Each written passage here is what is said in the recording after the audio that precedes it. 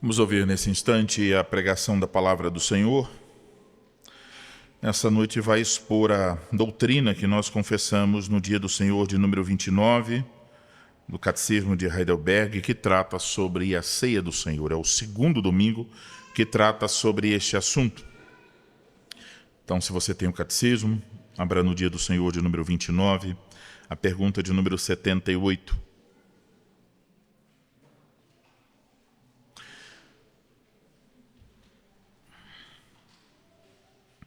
Então, o pão e o vinho são realmente transformados no corpo e sangue de Cristo?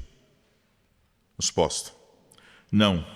Do mesmo modo que a água do batismo não se transforma no sangue de Cristo, nem é a própria purificação dos pecados, mas é simplesmente um sinal e uma garantia disso da parte de Deus. Assim também o pão da ceia do Senhor não se transforma no próprio corpo de Cristo, embora seja chamado de corpo de Cristo conforme a natureza e o uso dos sacramentos. Pergunta de número 79. Por que então Cristo chama o pão de seu corpo e o cálice de seu sangue, ou de a nova aliança no seu sangue? E por que Paulo fala da comunhão do corpo e do sangue de Cristo? Resposta: Cristo fala dessa maneira por um motivo importante. Ele quer nos ensinar, pela sua ceia, que do mesmo modo como o pão e o vinho nos sustentam a vida temporal, assim também o seu corpo crucificado e o seu sangue derramado são o verdadeiro alimento e a verdadeira bebida de nossa alma para a vida eterna. E ainda mais, por esse sinal e garantia visíveis, ele nos quer assegurar, primeiro, que pela operação do Espírito Santo, nós participamos do seu verdadeiro corpo e sangue, tão certo quanto recebemos com a nossa boca esses santos sinais em memória dele. Segundo, que todo o seu sofrimento e obediência são nossos, tão certos como se nós mesmos tivéssemos sofrido e pago por nossos pecados. Agora vamos para o texto da pregação. João capítulo 6, e vamos ler do versículo 27 ao 51. O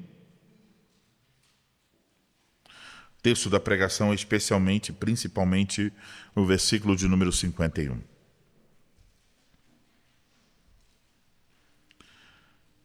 Trabalhai não pela comida que perece, mas pela que subsiste para a vida eterna, a qual o Filho do Homem vos dará, porque Deus o Pai o confirmou com o seu selo.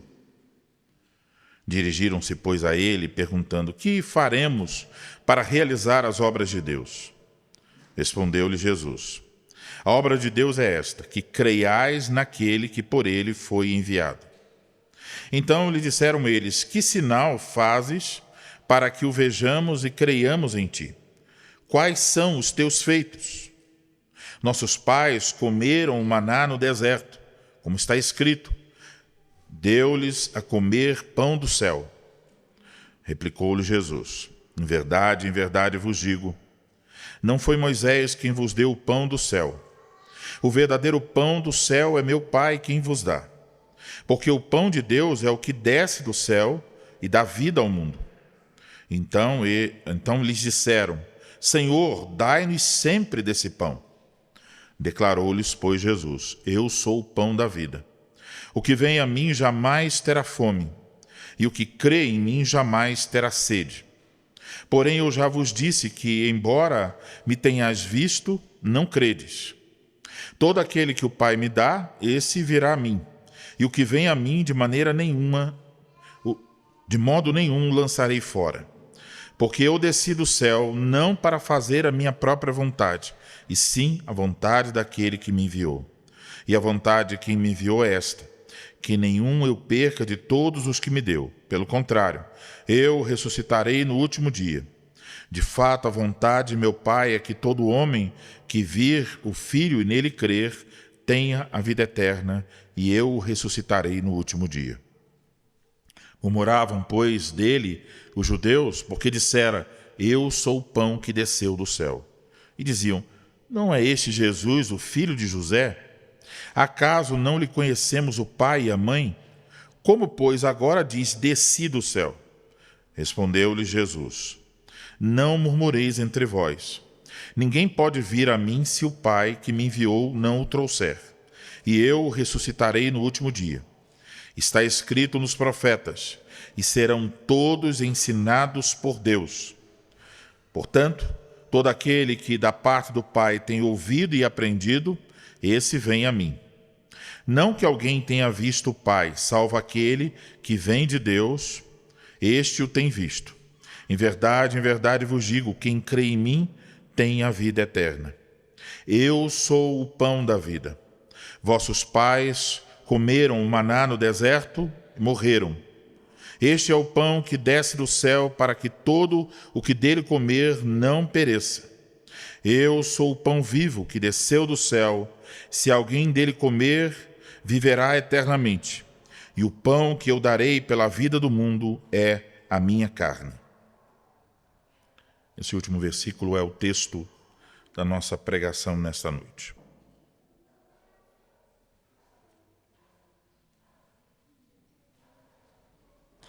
Vamos orar ao Senhor, irmãos.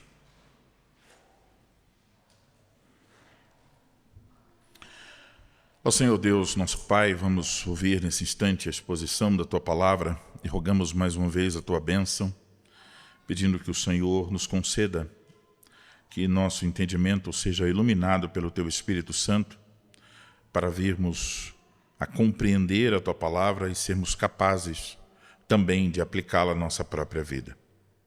Ajuda-nos para que tenhamos total atenção à pregação e que o Espírito Santo nos conduza àqueles frutos que são por Jesus Cristo para a glória do Teu santo nome. Dá, Senhor, que nosso entendimento se amplie, que a nossa fé seja fortalecida, que nosso amor também cresça na verdadeira esperança. Nós oramos e pedimos tudo isso em nome de Jesus Cristo. Amém.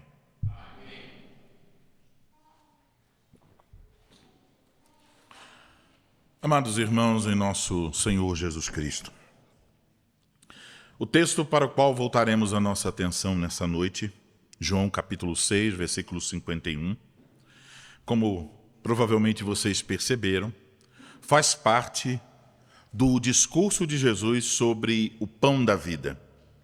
Esse discurso está registrado por todo o capítulo de número 6 do Evangelho de João. Esse discurso de Jesus, ele foi proferido logo após o milagre da multiplicação e dos peixes e dos pães, onde sabemos Jesus alimentou uma multidão de cerca de mais de 5.000 homens. E depois disso, então, encontramos pessoas impressionadas. Elas estavam impressionadas com a capacidade de Jesus de provisão material. Elas também estavam impressionadas com o poder de Jesus. E elas então começaram a procurá-lo novamente, mas não pelo desejo de ouvir a sua palavra, não o desejo de estar próximo a ele, mas o que eles estavam de fato procurando era por mais pão. Eles estavam em busca de sustento físico. Nós podemos entender bem essa preocupação. É uma tendência da natureza humana priorizar as necessidades imediatas em detrimento das realidades espirituais mais profundas. Então, a multidão viu Jesus como um provedor de pão. E até lemos, eles chegaram com tanta ânsia que eles estavam tentando fazer de Jesus rei. A ideia é, vamos torná-lo nosso rei e ele vai ser o provedor de pão. Ele pode fazer o pão se multiplicar. Mas no meio dessa confusão e interesse da multidão, Jesus, em sua infinita sabedoria e amor, ofereceu a eles e também a nós uma solução definitiva para a fome mais profunda da alma humana. ele mostrou e procurou mostrar àquelas pessoas quem realmente ele é. Ele é o pão vivo. Ele não apenas veio para nos dar coisas, mas para nos dar a si mesmo. Ele veio para ser a única fonte de vida verdadeira e eterna. Então ele procurou redirecionar a atenção daquelas pessoas para um alimento que não perece, mas conforme ele mesmo diz, permanece para a vida eterna. E nesse contexto, então, dessa discussão, em Jesus apontando para o verdadeiro alimento, ele mesmo, o pão vivo, os judeus então mencionam o maná. Vocês lembram, aquele alimento que Deus fez cair do céu para alimentar o seu povo durante os 40 anos de peregrinação no deserto. Os judeus falaram do maná nesta conversação porque eles tinham um interesse. Estavam querendo comparar Jesus com Moisés. É como se eles dissessem, bom, veja aí, nós sabemos que Moisés de fato era um profeta de Deus, porque pelo ministério dele fez cair pão do céu. Era um tipo de desafio. Faça a mesma coisa e creremos que você é o Cristo. Mas Jesus corrigiu essas perspectivas, dizendo que de fato não tinha sido Moisés quem lhes havia dado o verdadeiro pão do céu, mas sim Deus, o Pai, é quem lhes dava este pão do céu. E esse pão do céu, Jesus diz, era ele mesmo. Então, de fato, o maná no deserto foi um milagre da provisão divina, um sinal visível do cuidado de Deus pelo seu povo. Mas Jesus traz uma lembrança importante. Aqueles que comeram o maná morreram. O maná era apenas uma sombra, um tipo que apontava para uma realidade muito maior. Jesus é essa realidade. Jesus é o verdadeiro maná, o pão que desceu do céu, que não apenas sustenta a vida física por um tempo, como o maná, mas que concede a vida eterna e imperecível. É significativo que este discurso sobre o pão da vida ocorra próximo à Páscoa. A festa que celebra a libertação de Israel da escravidão do Egito através do sangue do Cordeiro Pascal. E assim como o Cordeiro foi sacrificado para dar vida ao povo, Jesus, o verdadeiro Cordeiro de Deus, entregou sua carne para a vida do mundo. Então, ele aparece em nosso texto num contexto maior, quando ele diz não só sobre o pão, mas sobre comer a carne, beber o sangue. Ele aparece como o pão, mas também como o cordeiro. Ele é a provisão completa da parte de Deus para alimentar a nossa alma. E como se pode observar, o discurso de João, então, gira em torno deste assunto, alimentação. Gira em torno principalmente de Jesus como pão descido do céu. E é por isso, então, meus amados irmãos, que eu vos anuncio a palavra de Deus nessa noite sob o seguinte tema: o pão vivo que desceu do céu alimenta a alma para a vida eterna. O pão vivo que desceu do céu alimenta a alma para a vida eterna. Então, em primeiro lugar, vamos observar Jesus, o pão vivo que desceu do céu. Veja que o versículo 51 começa com uma declaração carregada de significado cristológico. Jesus diz: Eu sou o pão vivo que desceu do céu. Isto é uma afirmação direta da divindade de Cristo e da sua origem celestial. Quando ele diz eu sou, isso é uma afirmação que foi usada pelo próprio Deus no Antigo Testamento para revelar a sua autoexistência e a sua soberania. Então, quando Jesus usa essa expressão aqui, ele está se identificando com o próprio Deus. Além disso, Jesus não se apresenta apenas como o pão da vida, por exemplo, no versículo 35, no versículo 48 do texto que lemos. Ele não é apenas o pão da vida, isto é, ele não é apenas o pão através do qual nós recebemos vida. Mas veja como ele se refere a si mesmo. Ele se refere como o pão vivo. Ou seja, ele se refere como aquele que possui em si mesmo o princípio da vida e tem o poder de comunicá-la. A palavra vida aqui se refere à qualidade divina. Ela não é, a ideia aqui não é apenas que recebemos da vida, mas que recebemos o próprio Cristo que é a vida. E a vida que Cristo nos concede é descrita aqui como a vida eterna. Então, essa vida eterna não é meramente uma existência sem fim, mas é uma participação na vida de Deus. É uma vida de qualidade divina, por assim dizer. Essa vida começa aqui, quando nós somos salvos, e vai para a eternidade. Então, o que Jesus nos diz aqui é uma clara declaração sobre sua divindade. Ele está se revelando como Deus verdadeiro, que possui vida em si mesmo, que concede vida àqueles que creem nele.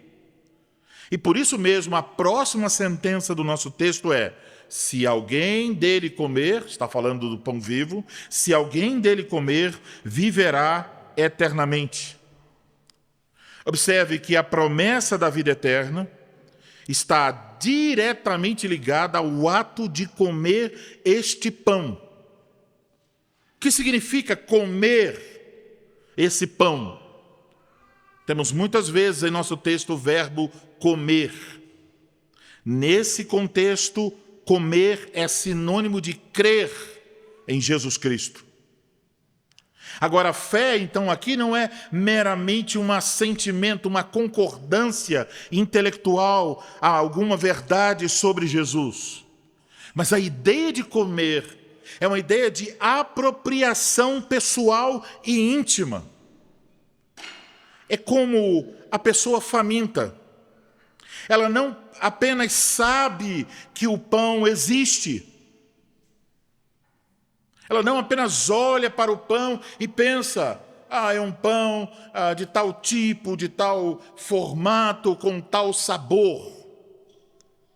Mas se ela tem fome, ela vai até a mesa, ela come, ela se apropria, ela sacia sua fome comendo do pão. Da mesma forma, pela fé, nós nos alimentamos de Cristo, recebendo dele tudo o que nós precisamos para a vida e a piedade. Então isso significa que confiamos em Cristo Jesus para a nossa salvação, dependemos dele para a nossa santificação diária e o buscamos, estamos interessados nele. Esse interesse se revela pelo nosso desejo, pela sua palavra, pelo nosso desejo em oração. E se de fato, como a Escritura nos ensina, Jesus sendo então o pão vivo de Deus, sendo Deus verdadeiro, a nossa resposta deve ser então de total confiança. Então não buscamos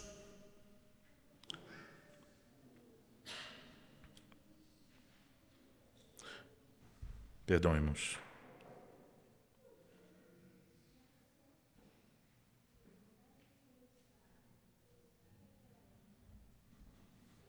De total confiança no Senhor Jesus Cristo. Não buscamos então apenas o que Ele pode nos dar, mas buscamos a Ele mesmo. Nosso interesse está nele. Isso certamente se manifestará na nossa forma de viver diante dele. Agora, observe o restante do nosso texto. Isso nos leva ao segundo ponto. A carne de Cristo é o sacrifício e a garantia, garante vida ao mundo. É o sacrifício que garante vida ao mundo. A última parte do versículo 51 diz assim: e o pão que eu darei pela vida do mundo é a minha carne. Então agora entra um novo aspecto nessa discussão, uma dimensão sacrificial. O pão aqui é identificado como a carne de Jesus, a qual ele entregaria para a vida do mundo. Então, isso é uma declaração sobre a sua morte sacrificial na cruz, onde sua carne seria partida e o seu sangue derramado. Agora, observem que as afirmações de Jesus aqui, em João 6, estão demonstrando uma certa progressão na revelação a respeito de quem ele é. Ele começou apresentando como o pão da vida. Isso quer dizer, ele é o sustento espiritual. Depois ele avança e diz que ele é o pão vivo. Isto é, ele contém vida em si mesmo, ele comunica a vida a outros. Mas agora ele identifica que este pão é a sua carne dada para a vida do mundo. É a sua morte sacrificial. É o meio que Deus escolheu para vivificar os que estão mortos. Então essa progressão caminha em direção à revelação culminante sobre a obra expiatória de Cristo, como a fonte da vida eterna.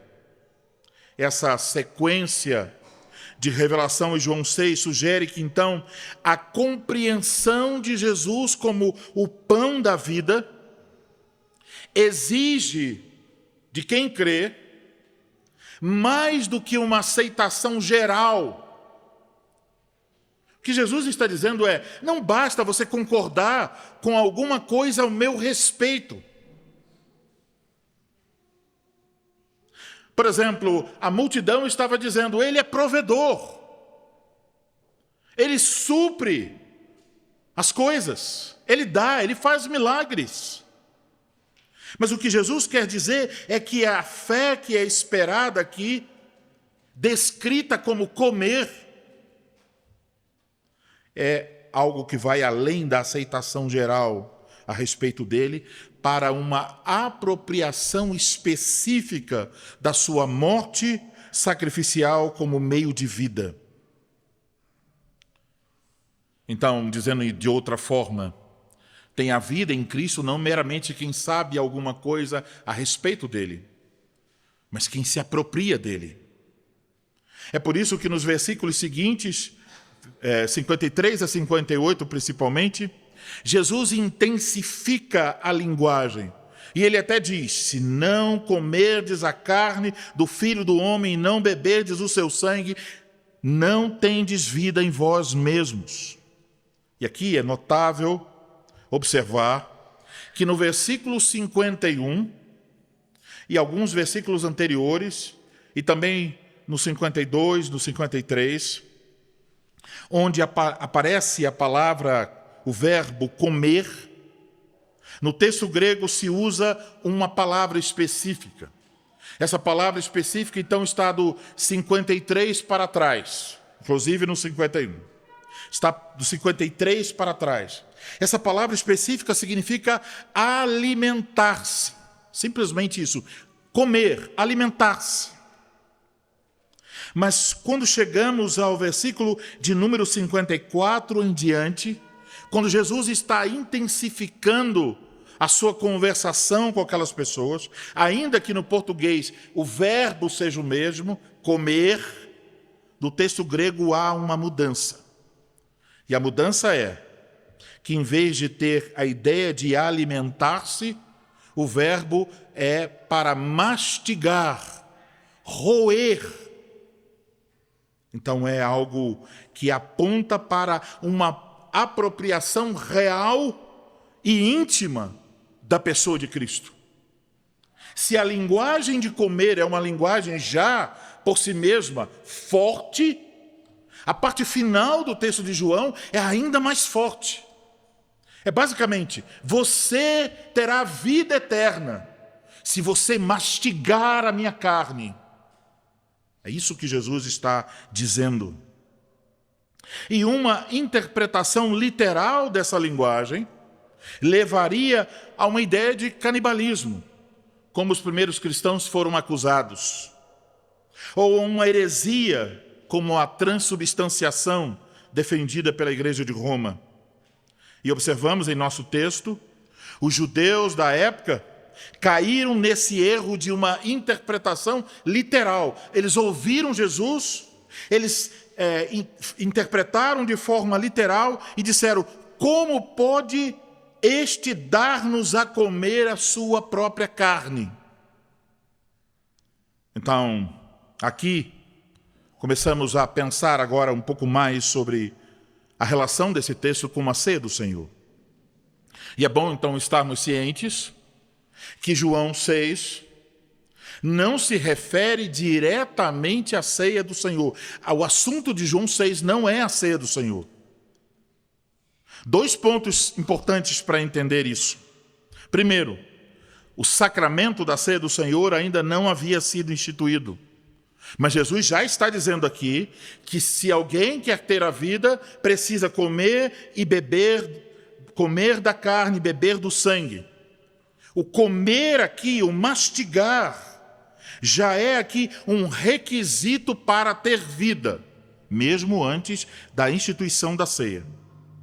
O segundo ponto é que João utiliza aqui, nesse texto, uma palavra que traduzimos como carne, em vez da palavra que traduzimos como corpo, que está em todos os textos da Santa Ceia.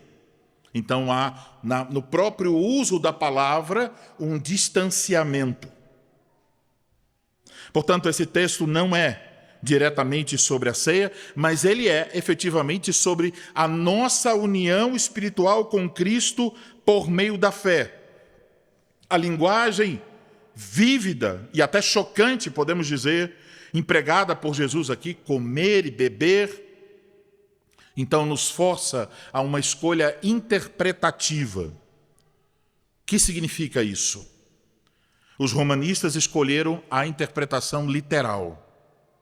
Para eles, na missa, o pão e o vinho se transformam no corpo e no sangue de Jesus Cristo. Então, a cada missa, o sacerdote oferece o corpo e o sangue de Jesus mais uma vez, e eles entendem que os participantes da missa comem do corpo e bebem do sangue de Cristo. E como tal coisa não pode ser vista, não pode ser comprovada, eles dizem que o que ocorre é uma transformação da substância invisível do pão e do vinho. Nesse caso, dizem eles, o pão e o vinho continuam com aspecto de pão e vinho, cheiro e gosto de pão e vinho, mas há uma mudança na substância de pão e vinho, que é transformada na substância do corpo e do sangue de Jesus Cristo. A isso nos referimos como a doutrina da transubstanciação. Mas aqui, no discurso de Jesus, observamos que a linguagem de Jesus não é literal. Jesus usa figuras de linguagem, metáforas. A própria afirmação, eu sou o pão vivo, é uma figura de linguagem. Ela requer uma interpretação metafórica. Carne e sangue aqui não é para dizer que os elementos da ceia se transformam em carne e sangue, mas é para apontar, no contexto da Páscoa, para o Cordeiro que morreu, para o sacrifício que salva o povo. É para apontar para a expiação dos nossos pecados na cruz. Comer, mastigar, Essencialmente, é apropriar-se da obra expiatória de Cristo, reconhecendo nessa obra a única fonte da vida eterna. Portanto, interpretamos aqui que Jesus, em João 6,51, está afirmando, por meio de uma linguagem figurativa e bem forte, que para obter a vida eterna é preciso apropriar-se do seu sacrifício por meio da fé. O maná no deserto era, de fato, somente a sombra. O verdadeiro maná é concedido por Deus. O pão vivo que desceu do céu é o Senhor Jesus Cristo. E quem nele crê, quem realmente aceita a sua morte sacrificial como a única fonte para a vida eterna, recebe a vida eterna. A doutrina da transubstanciação, por sua vez, sugere uma repetição do sacrifício de Cristo. Ela contradiz as Escrituras, especialmente a carta aos Hebreus, onde nós somos ensinados que Cristo, tendo oferecido uma vez por todas um único sacrifício pelos pecados, assentou-se para sempre à direita de Deus. O sacrifício de Cristo foi único. O sacrifício de Cristo foi perfeito e suficiente, não há necessidade de repetição. Então, a ceia do Senhor não é um novo sacrifício, mas uma celebração do sacrifício que ocorreu. É uma oportunidade para nutrirmos nossa fé, para continuarmos nos apropriando do sacrifício já consumado do Senhor Jesus Cristo. Portanto, o comer e o beber em João 6 são, antes de tudo, um ato de fé e apropriação espiritual da obra sacrificial de Cristo. Então, o texto de João 6,51 não visa ensinar o que o pão e o vinho se transformam, mas visa nos mostrar como é que nós nos apropriamos da obra sacrificial de Cristo. Agora, por outro lado, existe uma relação entre esse texto e a ceia do Senhor? Sim, isso fica claro quando abrimos em nosso catecismo. O catecismo rejeita a interpretação literalista de carne e sangue defendida pela Igreja de Roma, mas estabelece uma ligação direta e explícita da ceia do Senhor com o discurso do pão da vida, quando o catecismo cita João 6,51 como fundamento teológico para a instituição e o significado da ceia. Então, João 6,51 se refere a uma realidade espiritual, se refere à nossa participação espiritual da obra de Cristo pela fé. A ceia, por outro lado, é um sinal da parte de Deus. Ela tem uma função pedagógica para ensinar a respeito dessa realidade espiritual. E ela também é um selo, ela é uma garantia dessa realidade espiritual. Então, a ceia não é o meio através do qual nós somos unidos a Cristo. Nós somos unidos a Cristo pela fé. A ceia é o meio pelo qual essa união é selada e é o meio através do qual a nossa fé é nutrida e confirmada. João 6 descreve, então, a realidade que nós precisamos fazer, alimentar-nos de Cristo pela fé. E enquanto o dia do Senhor 29 descreve a ceia do Senhor como um meio sacramental pelo qual essa realidade espiritual é confirmada, fortalecida e nutrida. Então, por um lado, rejeitamos a ideia de Roma, de que pão e vinho se transformam em corpo e sangue de Cristo, mas ao mesmo tempo confessamos que a ceia não é só um símbolo a respeito deste assunto. Ela é um encontro com o próprio Senhor Jesus Cristo. Ela é um momento em que as verdades espirituais de João 6 se tornam, por assim dizer, tangíveis e pessoais.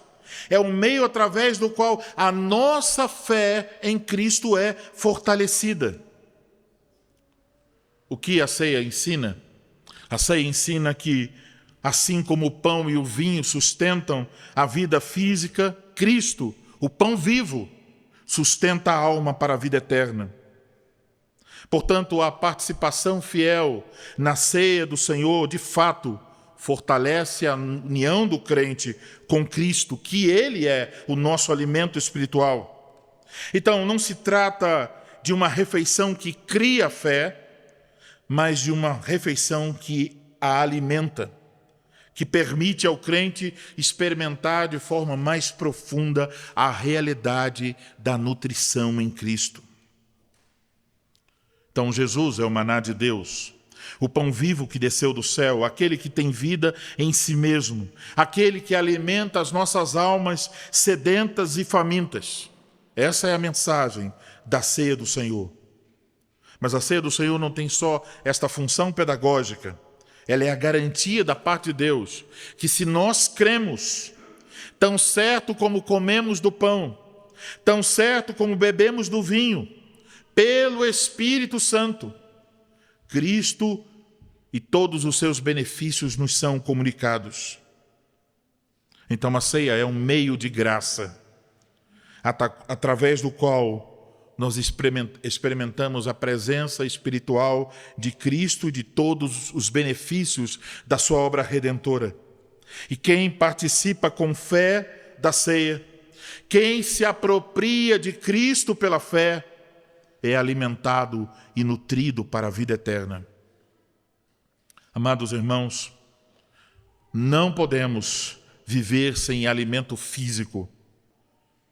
Da mesma forma, nossas almas não podem subsistir sem Cristo. Então lembre-se, Cristo não é uma opção dentre muitas para você escolher qual melhor lhe cabe. Ele é a única e vital necessidade.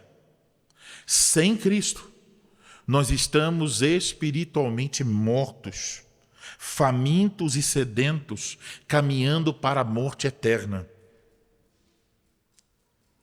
Então, somente em Cristo nós encontramos o sustento que nos leva à vida eterna. Então, como devemos viver como povo da aliança que se alimenta do pão vivo que desceu do céu? Devemos nos perguntar: eu tenho me alimentado continuamente de Cristo? Pela fé, eu tenho buscado sustento para a minha vida em Cristo Jesus? Nós, nessa noite, possamos meditar sobre o papel que Jesus ocupa em nossa vida. Se nós, de fato, confiamos no seu sacrifício, se nós o buscamos em sua palavra, se nós vivemos em dependência dele, então uma coisa mais importante para cada um de nós é que nós tenhamos a certeza de que, por assim dizer, já mastigamos, já roemos essa comida santa e bendita, com todo o nosso interesse, como pessoas famintas que finalmente encontraram o pão da vida, o pão vivo que desceu do céu, o Deus verdadeiro que comunica a vida eterna. Amém.